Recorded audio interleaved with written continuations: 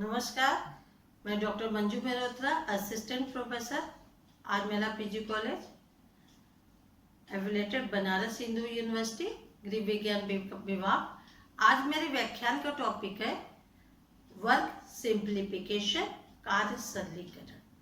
कार्य सरलीकरण का मतलब है किसी भी कार्य करने में आसान तरीके का उपयोग करना या सरल तरीके का उपयोग करना, जिसे करने में कम समय तथा कम शक्ति का उपयोग लगे, उसे हम कार्य सरलीकरण कहते हैं। प्रमुख विद्वान निखिल एवं डार्सी के अनुसार किसी भी कार्य को करने में आसान एवं सरल तरीके की खोज करना, जिससे कि कम शक्ति तथा कम समय का उपयोग हो, वही कार्य सरलीकरण है। वर्तमान समय आधुनिक युग, हाउसवाइफ सुबह से शाम तक घर के कार्यों को करती है। उस कार्य को करने में उसे शारीरिक तथा मानसिक थकान होती है और वह कार्य को करते करते एकदम ऊब जाती है, क्योंकि वर्तमान समय में जो लेडीज है वो वर्किंग वूमेन में भी होती है। अधिकांश महिलाएं घर से बाहर भी काम करती हैं और घर से बाहर काम करने के बाद भी उन्हें घर का काम करना पड़ता है।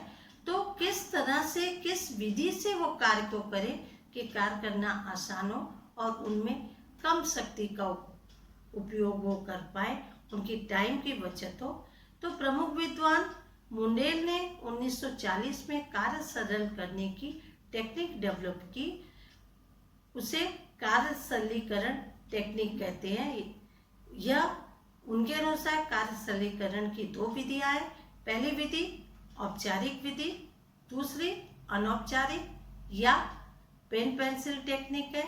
औपचारिक टेक्निक में 4 टेक्निक आती है। पहली टेक्निक माइक्रो मोशन फिल्म विधि, दूसरी मेमो मोशन विधि, तीसरी साइक्लोग्राफ मेथड, चौथी स्टॉपवॉच टेक्निक। फिर अनौपचारिक विधि में आते हैं या पेन पेंसिल विधि में आते हैं। तो सबसे पहले प्रोसेस चार्ट, दूसरा ऑपरेशन चार्ट, तीसरा मल्टीमैन चार्ट, चौथा मेगा चार्ट आता है। अब सबसे पहले हम औपचारिक टेक्निक की बात करते हैं।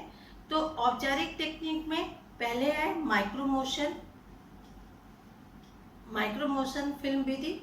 इसके अंतर्गत हम सूक्ष्म फिल्म विधि का उपयोग करते हैं और इसमें हम जो भी गतिविधि हो रही है, किसी भी कार्य को करने में जो मोशन हो रहा है, वो गति हो रही है, उसको हम कैमरे के माध्यम से उसको रिकॉर्ड करते हैं और उसके बाद उसका हम एनालिसिस करते हैं।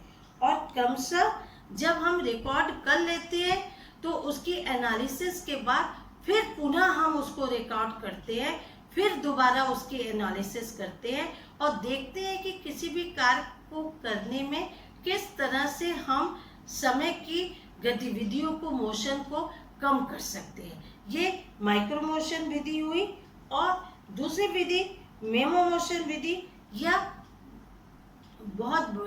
इस टेक्निक का उपयोग हम बड़े कार्य को करने के लिए उपयोग में लाते हैं। इसमें भी हम रिकॉर्डिंग का कैमरे के माध्यम से 60 से 100 फोटो खींचते हैं। किसी भी भोजन को बनाने में जब हम किस स्टेप का उपयोग करें, सारी रिकॉर्डिंग करते जाते हैं और हमारी कोशिश ये होती है, जब हमारी रिकॉर्डिंग हो जाती है तो हम उसकी एनालिसिस करते हैं कि किस तरह से हम कार्य को करें कि हमारी गतिविधि और कम हो सके। तीसरा विधि आती है साइक्लोग्राफ मेथड।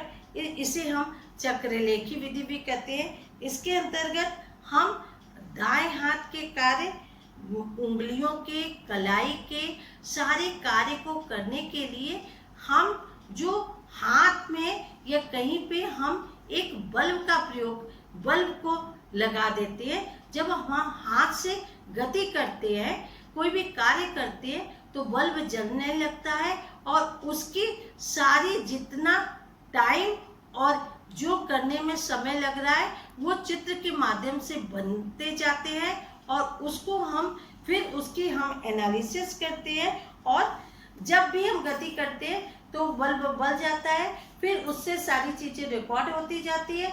हम उसकी एनालिसिस करते हैं और हम ये जांचने की कोशिश करते हैं कि किस तरह से हम गतिविधियों को कम करें।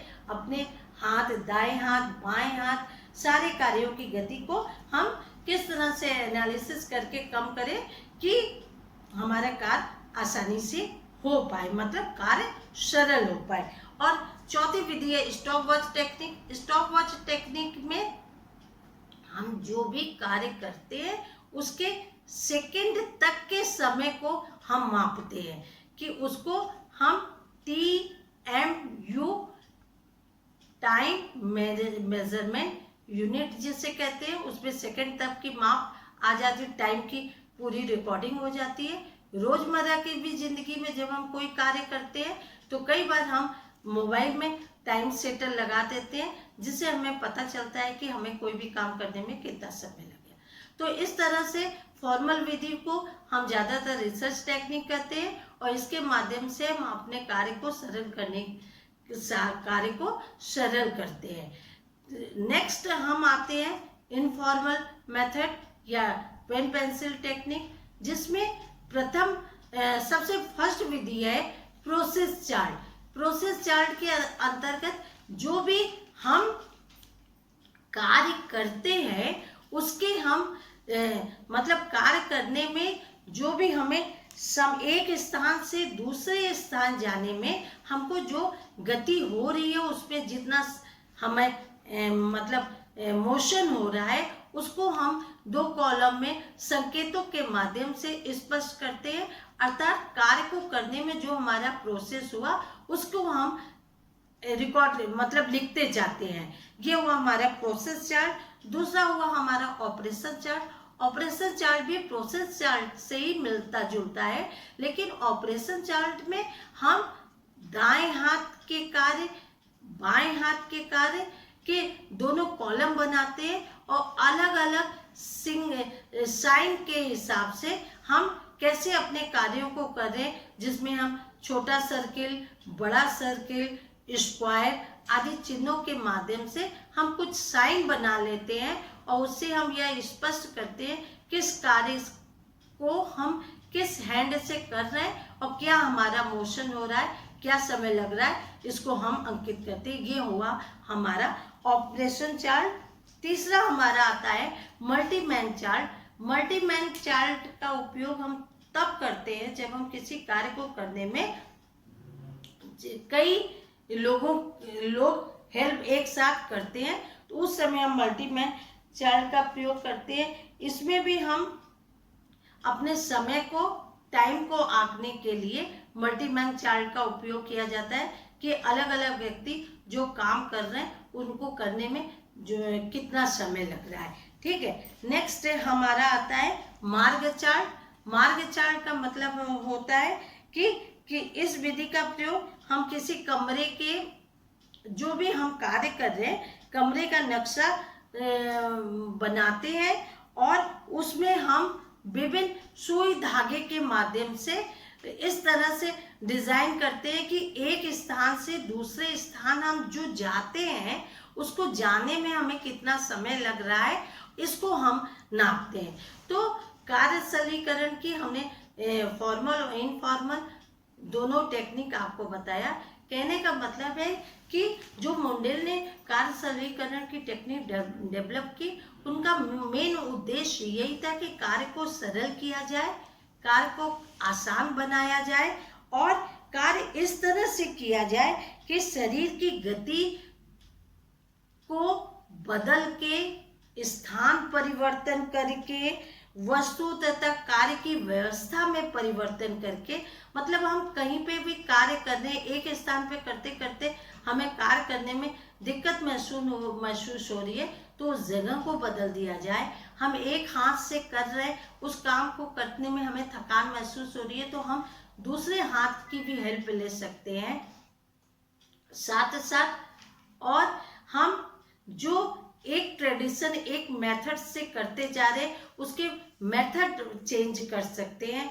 आधुनिक जो मशीनें आ गई हैं उनके हेल्प के माध्यम से हम अपने रोजमर्रा के कार्यों को कम कर सकते हैं, जैसे मिक्सी ग्राइंडर्स का प्रयोग, आटा गूंदने की मशीन का प्रयोग, वैक्यूम क्लीनर का प्रयोग और इस तरह से वॉशिंग मशीन का प्रयोग। इस तरह से बहुत सारे नए तरीकों का हम उपयोग करके अपने एनर्जी तथा अपने टाइम को बचा सकते हैं, जिससे कि हमारा कार्य सरल होगा और कार्य करना हमारे लिए आसान हो जाएगा। तो ये हमने आपको कार्य सरलीकरण या वर्क सिंप्लीफिकेशन की टेक्निक बताई। Thank you very much.